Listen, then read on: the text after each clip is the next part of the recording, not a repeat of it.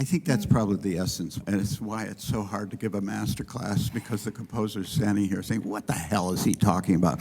But really what I care deeply about is surprise.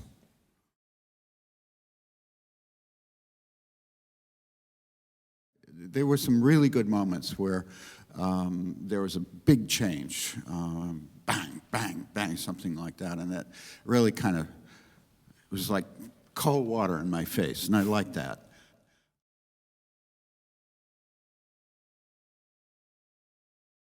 There's a tendency to throw a lot of notes at the wall, and I have this problem myself. I get so angry at myself when I hear a piece finally, and I realize, you know, there's just too many notes in it.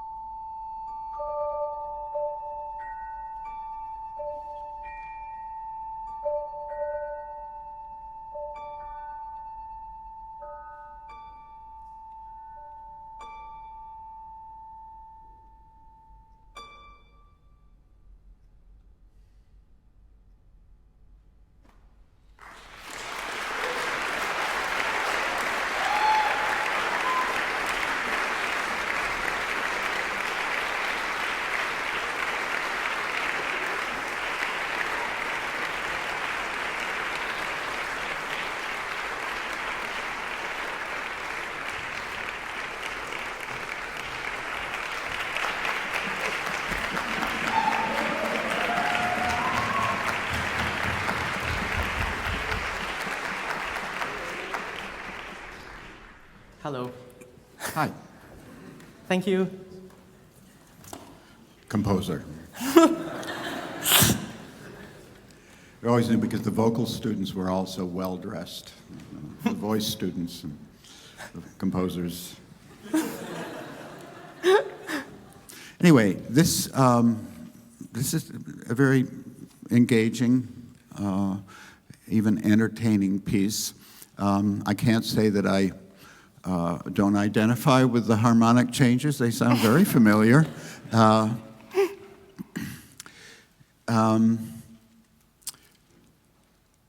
And since I'm here to make critiques, I'll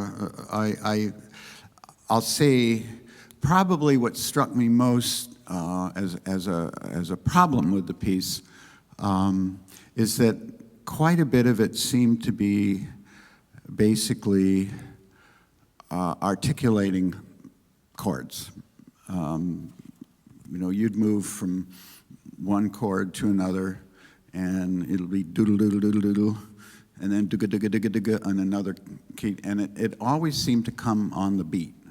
You know, is okay, we're on this chord, and we're gonna, and here comes the downbeat, and here comes the chord change, and so things like that. After a while, it becomes kind of monotonous. So think about ways to maybe not make things quite so obvious. You know, I mean, there are situations, I can think of Steve Reich's music, like particularly the early pieces, ensemble pieces like music for mallet instruments, voice and percussion, where, you know, the chord change, they're only like 5 chord changes, and so when they come, it's just this amazing moment. You have a lot more chord changes like I do, but it's something that always is on my mind. How to do something that is, as I said earlier about Celia's piece, surprised me, but also don't give the audience what they expect. I mean, that's a problem I have with a lot of Philip Glass's music, and you know, I think he's a very important composer, but he just keeps giving me what I expect, and I don't, you know, that doesn't interest me after a while. I want to be surprised. There was also just, what I love about Louis Andriesen's music is that his images are so clear. He's like Beethoven that way. You know, his images are just like, you know, they grab you. And I felt that the images in this, they were a little vague, but I wouldn't say that, you know, that's not a terrible fault, but it just kind of, there were some really good moments where there was a big change, bang, bang, bang, something like that, and that really kind of was like cold water in my face, and I liked that. But there also seemed to be quite a bit of what we call, on the other side of the Atlantic, noodling. Noodle, you know. And after a while, it just sort of doesn't have, you know, it doesn't feel important. So those are a couple of impressions I had. And of course, it's just the first time through. I mean, the second time through in Celia's piece, I caught a lot that I missed the first time, which is why I'm glad I'm not a music critic, because they have to go home after hearing a piece once and write something terribly profound. I think within the imagination and the basically very good feeling of this piece, there is a danger of monotony. And sometimes we just rely on a good riff and just have it go and go and go. And you know, part of that is also the vestiges of modernism, that any you know, twisting and turning with the material seems like it's old-fashioned Durchführung or whatever you want to say. And the modernist approach is to have a chunk of this material and a chunk of that material. And I'm really, these days, I'm trying to think much more organically. Anybody else have a comment about Julian's piece they wanted to make? Or about my stupid remarks? Yeah. It's on? Oh, there you go. I had a question about the program notes, because Julian, this is the first time I hear you write a work like this a little bit, and I'm just curious, like, what was your thought behind writing something like this specifically? Well, this piece I wrote especially for the masterclass, like it's written in the program note. So just like, since it was a masterclass with John Adams, I took the harmony from older pieces of John Adams, pieces that he used to listen when I was a kid. That's why it's older pieces, you know, because I'm getting old. Well, and of course there are many influences for like a piece of music, but for me, I was reading books on physics, and it's my passion, physics, so, and also some stupid cartoons like Rick and Morty, I have to say this. And there's this things about parallel universes, like they're just the same, but they're different in a comic way, like Rick being a shrimp instead of a person. And then I thought, oh, maybe it's like I attended this weird John Adams from a Universe Parallel concert, and it's my portrait over what that John Adams would compose. Okay, cool, thank you. Yeah.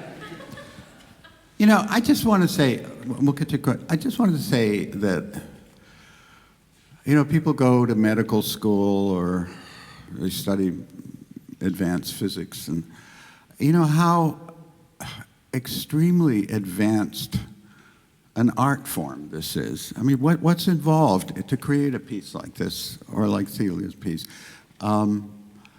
You know, it's we need to know all of this technical information. We need to know about, you know, what the pedals can do with the harp, and all the chromatic issues, and each of the instruments and their unique qualities, and then this very, very sophisticated knowledge about, you know, about harmony and rhythm and form, and then all of our, you know, emotional, psychological, and an imaginative worlds.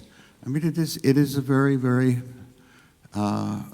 complex activity that composing is,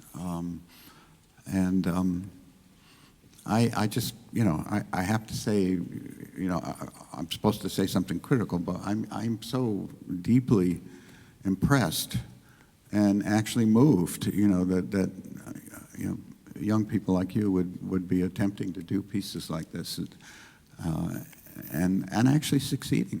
So anyway, great. Well, yeah, you had a comment. Somebody over here. Yes.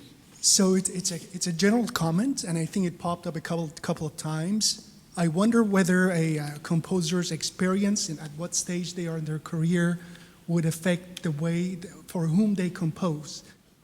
When you're young in your composing career, you tend to compose for yourself, and you're the judge of your piece. Whereas as you develop in your composing career, you do it for a third party. Or maybe commercial, you know, aspects have something to do with it because you got to sell your piece. It's sort of the old question of, do you compose for yourself or for the audience? Well, obviously we compose for ourselves, because otherwise we wouldn't be doing it. But I don't know about the rest of the composers in the room, but when I'm composing, I'm always imagining an audience. And it has disturbed me that during a long period in the 20th century and even now, you know, that we contemporary classical composers, you know, we're always lost for words, how to describe ourselves, that we have such a small audience. And that doesn't necessarily mean it's a bad thing. I mean, there are a lot of great poets who have very small audiences. But I've always wondered about whether it's possible still in our time to make something that's serious, not pop music, not, you know, Beyonce or Kanye West, but what we do, and have it actually have some kind of cultural impact, and not just speak to other composers. And sometimes when I get restless listening to a piece, whether it's, you know, by a person my age or whether it's, you know, a student composer like you guys, and, you know, I'm wondering if my restlessness is that I feel that the statement is so obscure, or maybe obscure is not the right word, but that it's so introverted and so a prisoner. The music is a prisoner of its own procedure, that it just won't ever get out beyond the confines of a very small intelligentsia. Does that make any sense, what I'm trying to say? Yeah. Shall we give this one more spin?